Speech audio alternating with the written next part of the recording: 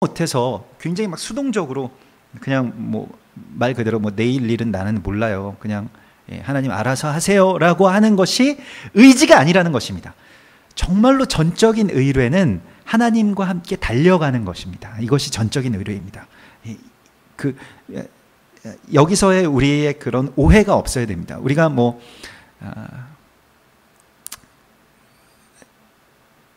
그럴 때가 있죠. 하나님 안에 숨을 때가 있죠. 그러니까 그냥 기도하고 말고 뭐 순종하는 것이 아니라 그냥 하나님이 순종을 요구하고 행동을 요구하실 때에 달려가지 않고 하나님 저는 그냥 기도만 하겠습니다. 저는 그냥 기도해 보겠습니다. 저는 그냥 여기 머물러 있겠습니다. 그냥 하나님이 알아서 하세요. 하나님이 다 알아서 하실 수 있죠. 라고 말하는 것은 정말로 하나님께서 싫어하시는 것이죠. 그 달란트를 맡은 사람들은 하나님과의 그 관계 안에서의 그 달란트를 우리가 받은 사람들은 하나님과 함께 이 믿음의 여정에서의 모험을 떠날 수 있는 사람이어야 됩니다. 믿음이라는 것은 그냥 생각 안에 머물러 있는 것이 믿음이 아니라는 것이죠. 그래서 오늘 이 두 가지 이질적인 것이 하나로 합쳐지는 것이 믿음의 삶인 것입니다. 믿음의 삶은 항상 어떠한 행동, 또 그 행동에서도 그냥 어떤 그런 미지근한 행동이 아니라 그냥 마지못해서 끌려가는 것이 아니라 달려가는 것으로 이렇게 표현이 됩니다. 그래서 모든 믿음의 영웅들은 항상 달려가는데 그 중에 가장 대표적인 사람이 다윗이죠. 다윗은 그 사무엘상 17장에서 그 골리앗을 향해서 달려가는 그러한 모습으로 이렇게 묘사가 됩니다. 그래서 그 사무엘상 17장 그 48절에 보면 블레셋 사람이 일어나 다윗에게로 마주 가까이 올 때에 다윗이 블레셋 사람을 향해서 빨리 달리며 라고 나오고 있습니다. 여러분 다윗이 블레셋 사람 그 골리앗을 어떻게 이겼겠습니까? 골리앗을 향해서 달려갔기 때문에 이길 수 있었습니다. 골리앗이 평생에 그 거인으로 살았잖아요. 자기를 향해서 그렇게 정말 들이대면서 달려오는 사람 한 번도 보지 못했을 거예요. 골리앗이 아주 적잖이 당황했을 것입니다. 그런 싸움을 한 번도 해본 적이 없어요. 자기를 보면서 슬금슬금 피하는 뭐든지 어디 길에 걸어갈 때든지 뭐 어디 전쟁터에 나갈 때든지 다 자기만 보면 사람들이 멈칫하고 다 도망가는데 자기를 향해서 달려오는 이 물체를 한 번도 본 적이 없을 것입니다. 그런데 다윗이 그렇게 달려왔어요. 그렇기 때문에 다윗이 이길 수가 있었습니다. 우리가 달려야 될 때 멈추면 우리 죽습니다. 그것이 믿음의 여정 가운데서 가장 중요한 것이에요. 그래서 그런데 다윗이 어떻게 달려갔을까 하는 것에 대해서 이제 다윗이 그 마지막 죽기 전에 어떤 승전가를 지어서 그 시편 18편에서 노래를 하고 있는데 사무엘하 22장에도 그 다윗의 승전가가 나옵니다. 그 다윗의 승전가에서 아주 이런 유명한 구절이 나오죠. 이 사무엘하 22장 30절에 내가 주를 의뢰하고 적진으로 달리며 내 하나님을 의지하고 성벽을 뛰어넘나이다. 이것입니다. 다윗에게는 주님을 의지하는 것이 먼저였어요. 내가 주를 의지하고 적진을 향해 달리며, 그러니까 주님을 의지했기 때문에 달릴 수가 있는 것입니다. 주님을 의뢰했기 때문에 그 성벽을 뛰어넘을 수 있도록 내가 달릴 수가 있는 것입니다. 그것이 다윗의 추진력이었어요. 에너지였어요. 다윗이 그렇게 빨리 달릴 수 있었던 이유는 하나님을 의뢰했기 때문입니다. 그런데 하나님을 의뢰하는 것이 무엇이냐? 다윗에게서 우리가 배울 수 있는 것은, 다윗이 하나님을 의뢰하는 것은 무엇이냐면 다윗은 절대로 급하게 움직이지 않았습니다. 다윗이 달리는 것은 하나님이 허락하시면 달렸어요. 무엇이냐면 다윗은 골리앗과 같이 아주 불가능해 보이는 아주 무서운 적을 향해서도 하나님이 가라고 하시면 달려갔습니다. 그러나 다윗은 정말 자신의 어떤 병력이나 자신의 어떤 그 칼의 힘에 의지해서 물리칠 수 있는 어떤 작은 적, 아주 작은 성, 그냥 가도, 그냥 뒷짐지고 가도 이길 수 있는 그런 적이 앞에 있다 하더라도 가지 않았습니다. 하나님의 응답이 있기 전까지는 다윗이 달려가지 않았습니다. 항상 다윗의 전쟁을 자세히 보면 다윗이 항상 하나님께 묻습니다. 하나님, 저들을 우리의 손에 붙이시겠습니까?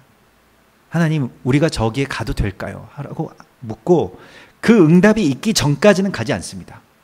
전쟁을 하다 보면 기습을 해야 되는 때도 있고, 이 전쟁에서의 아주 급박한 순간, 이 세상의 그 어떤 상황 가운데서도 또 전쟁터만큼 급박한 상황은 없을 거예요. 거기만큼 바쁜 상황은 없을 것입니다.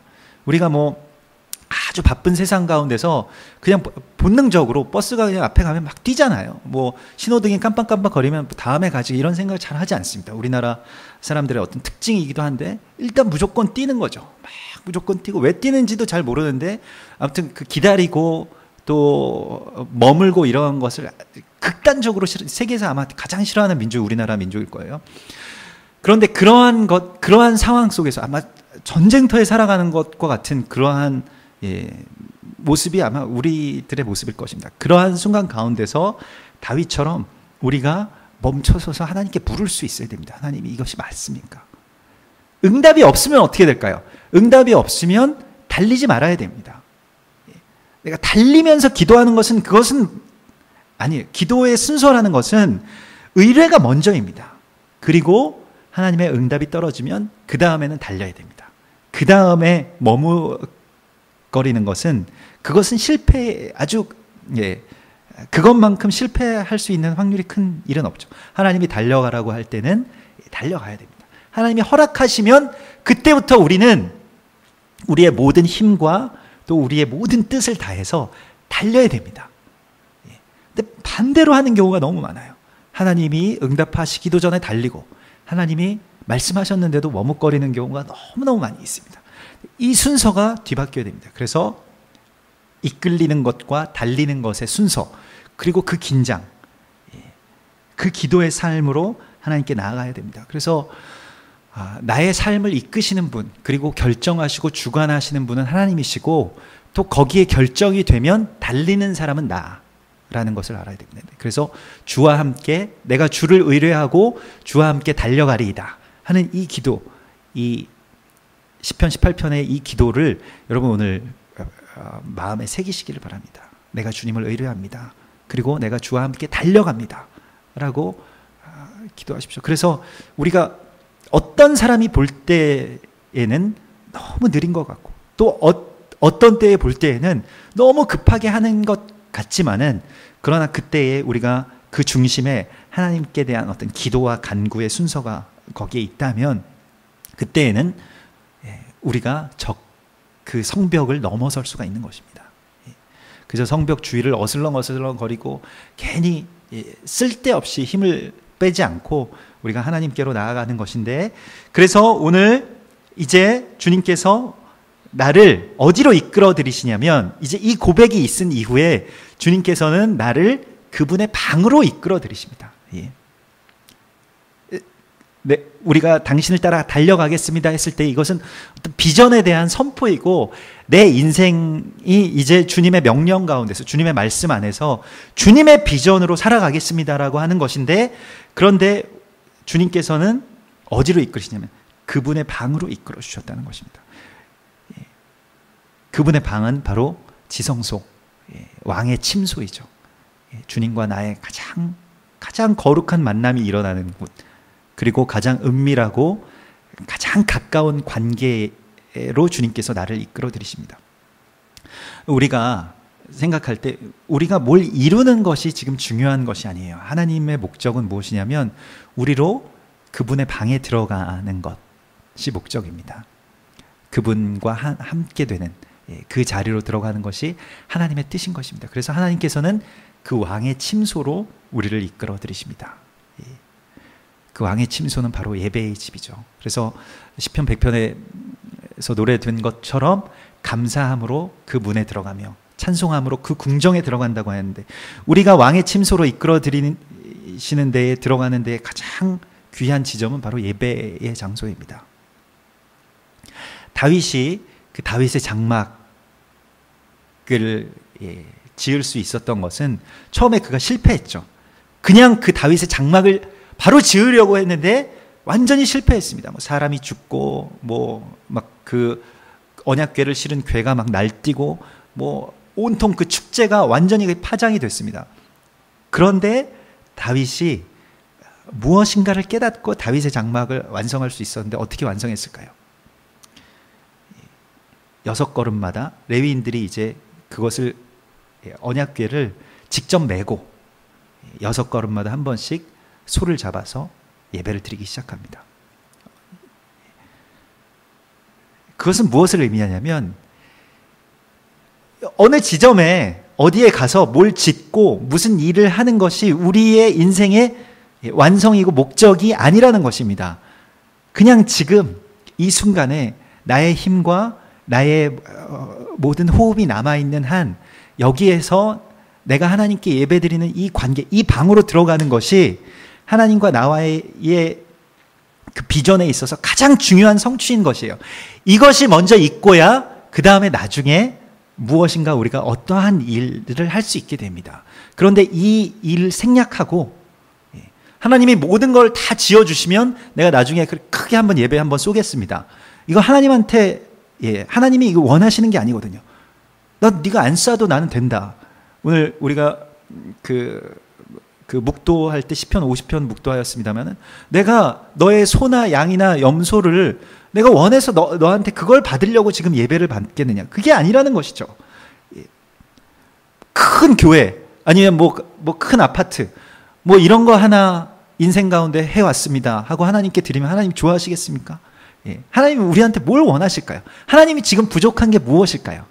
하나님 부족한 게 없으시죠. 그러나 하나님이 지금 나에게 원하시는 것은 하나님과의 정말 깊은 관계 안에서 하나님과 하나 되는 것입니다. 그래서 하나님의 정말 거룩한 신부가 되고 동반자가 되고 내가 그저 하나님께 양이나 소나 가끔씩 던져드리는 어떤 그러한 관계 말고 그러한 세상의 어떤 종교적인 그런 관계 말고 하나님과 정말 진정한 동역자, 정말 하나님과 나와의 그 신부의 관계로 내가 들어가기를 하나님께서 원하시는 것입니다. 그걸 하나님이 원하시죠. 그래서 그분의 방으로 이끌어 들이실 때에 우리는 이제 그것을 기억하게 됩니다. 세상의 포도주보다, 세상의 기쁨보다 더 큰 기쁨이 여기 있습니다라는 것을 비로소 알게 된다는 것입니다. 여러분, 세상의 기쁨은 우리 가운데 하나님의 기쁨보다 훨씬 더 기쁩니다. 우리가 죄에 속해 있을 때는 뭐 세상에서 뭐 산의 진미를 먹는 것, 뭐 술 마시는 것, 뭐 춤추는 것, 뭐 아무튼 세상에 관련된 모든 행위가 지금 여기서 하는 행위보다 다 기쁠 거예요. 그럼에도 불구하고 정말 진짜 기쁨, 진정한 세상의 포도주보다 더 큰 그 포도주와 더 큰 그 기쁨을 우리가 누릴 수 있게 되려면 일단은 이 방에 들어와서 이것을 느껴봐야지 느낄 수가 있는 것입니다. 그걸 모르죠. 와 보지 않고서는 야 그게 더 좋다. 그럼 뭐가 더 좋냐 하는 거예요. 세상에 뭐 다른 곳에서 누리는 그 기쁨보다 여기서 내 하나님 집에 그 내 하나님 장막에 머무는 게 뭐가 더 기쁘냐. 이거 세상의 관점으로는 설명할 수 없는 것입니다. 맛보아 알기 전까지는 알 수 없는 그 기쁨이 바로 이 기쁨입니다. 받은 사람 외에는 그 기쁨을 알 수가 없는 것이에요. 그러므로 하나님께서 우리를 그 기쁨을 누리는 장소까지 이끌어 주시고 우리가 그곳까지 달려가서 여기에서 하나님과 나와의 만남, 정말 이 세상이 주는 그 어떤 기쁨보다도 이 세상의 어떤 소유나 또 어떠한 그 성취보다 더 큰 성취를 누리기 전까지는 우리는 알지 못한다는 것입니다. 그래서 여기에 하나님께서 우리를 이끌어 주신 것입니다. 이 예배의 자리, 이 왕의 침소에 우리를 이끌어 주신 것입니다. 우리 함께 이 자리 가운데 이 은밀한 교제의 시간, 또 이 정말로 하나님의 그 방, 왕의 그 침소에서 하나님과 만나는 이 시간을 통해서 뭐 우리 이 예배의 시간뿐만이 아니라 나의 삶의 어떤 그 가장 은밀하고도 또 가장 귀한 그런 시간 가운데 하나님과 우리가 정말 직접적으로 교제하고 누군가를 통해서가 아니라 저 목사님을 통해서가 아니라 뭐 저 사람을 통해서가 아니라 하나님과 나와 정말 직접적으로 만나는 그 시간 또 그 공간, 그것을 하나님께서 우리 가운데 오늘 허락해 주시기를 우리가 간구하십시다. 그래서 오늘 아가서 1장 4절은 아주 많은 기도를 담고 있습니다. 우리가 아가서를 빨리 나가는 것도 참 좋겠습니다만 또 이후에는 조금 더 빨리 나갈 수 있을 것 같습니다만, 그러나 오늘 아가서 1장 4절의 말씀으로 우리가 정말 많은 기도를 드려야 할 것입니다. 그래서 다시 우리가 정리해 보면, 내가 주님을 나를 이끌어 달라고 하는 그 완전한 의뢰의 관계로 하나님께 나아가기를 원한다고 그렇게 기도하고, 또 내가 주님의 음성을 듣고 내가 주님의 인도하심, 그 이끄심에 달려가겠다고 하는 그 열정으로, 또한 그 결단으로, 또 나의 행동으로 그렇게 달려가기를 원한다고 그렇게 고백하고, 또 내가 주님의 침소, 우리를 그분의 방으로 이끌어 드리십니다 하는 그 하나님과의 완전한 그 관계 안으로, 나의 입장에서가 아니라 하나님의 입장에서 나를 바라보시는 그 마음을 나에게 달라고 우리가 그렇게 간구할 때에, 이 세상이 줄 수 없는 평안, 또 이 세상이 주지 못하는 그 기쁨 가운데로 하나님께서 우리를 이끄시고 그것을 우리가 맛보아 체험하게 될 것입니다. 이것은 설명으로 되는 것이 아닙니다. 이것은 체험으로만 일어나는 일입니다. 이 체험이 남의 체험이 아니라, 뭐 어떤 사람이 이런 체험을 했다더라 하는 것이 아니라, 이것이 정말 나의 체험이 되는 그러한 하나님과 나와의 직접적인 관계와 그 체험의 맛이 일어나시기를 주님의 이름으로 축원합니다.